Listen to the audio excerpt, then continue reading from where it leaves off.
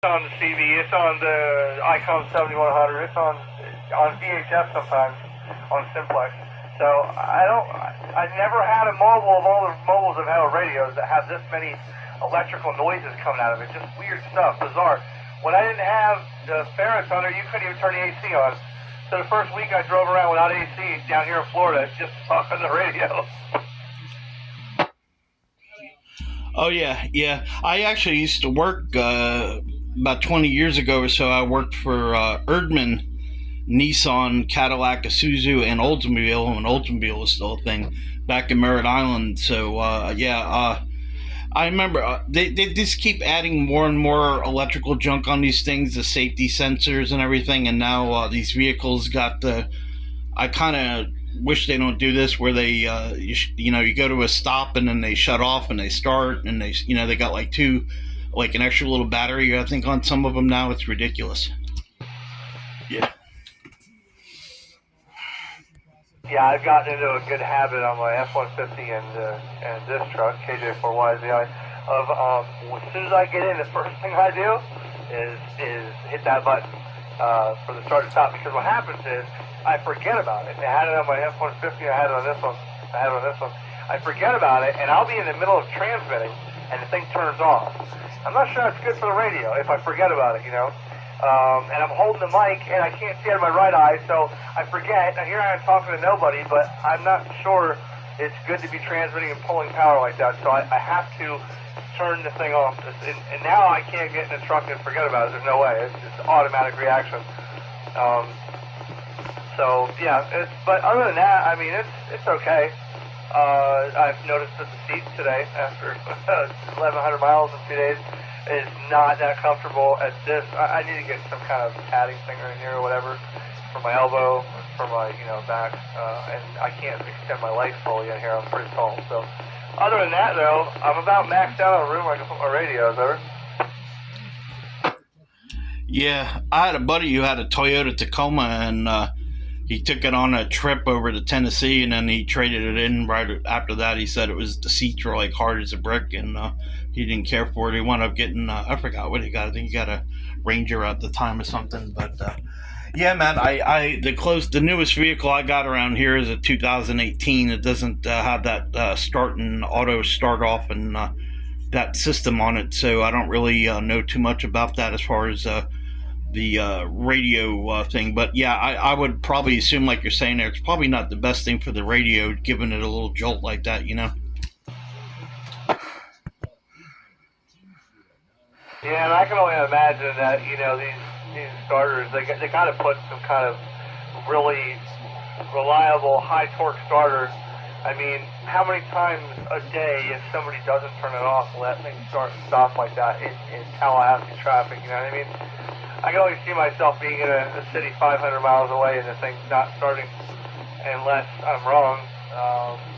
I mean, the Expedition my wife has 2006, and it's nice. It's got the original starter in it. It's finally starting to go. That's 2006. My diesel, my 2004 F-250 6.0, I just replaced the starter in that about 3 months ago. That was original OEM starter. I'm not, and those things never had any, start-stop like that back in the day. I wonder what the life expectancy is of the starter on these new vehicles like this, going on and off all day.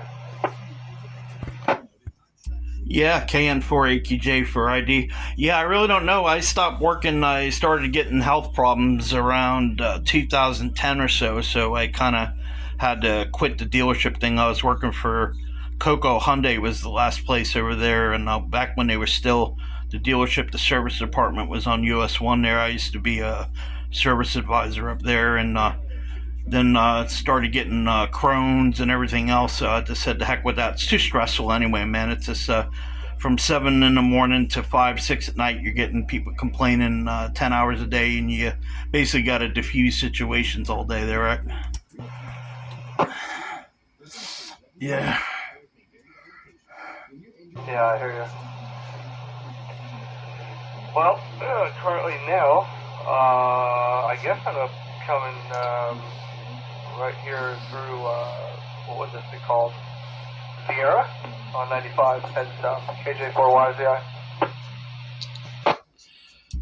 All right, man. Well, I'll let you go there. I'm gonna go. I gotta do a couple things here real quick before I call tonight. Here, I gotta do caretaking tomorrow. I got a 14-hour shift to do here, so I gotta get up at 5 in the morning here. So we'll talk to you soon, there, Eric. And it's always a pleasure. And it's been a while. It's probably been about 2 years since I think I got a chance to talk to you. But next time you're ever around Volusia County, Edgewater, man, I'm right up here near the Boston Whaler plant.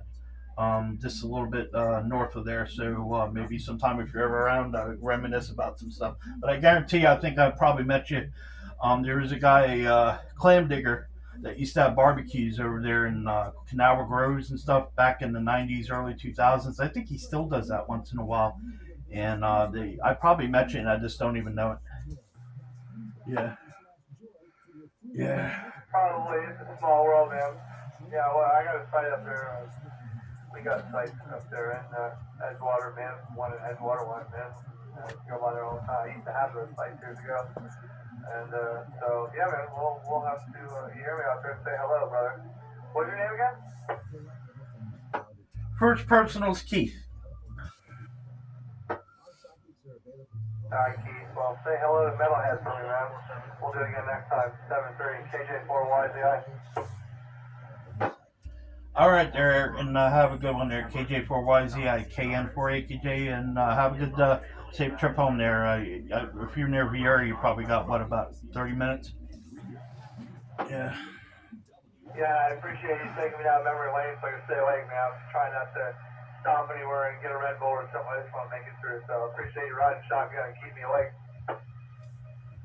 Anytime, brother. You have a good one. We'll talk to you again soon, man. Be good. All right, 73. 7-3, KJ4YZI.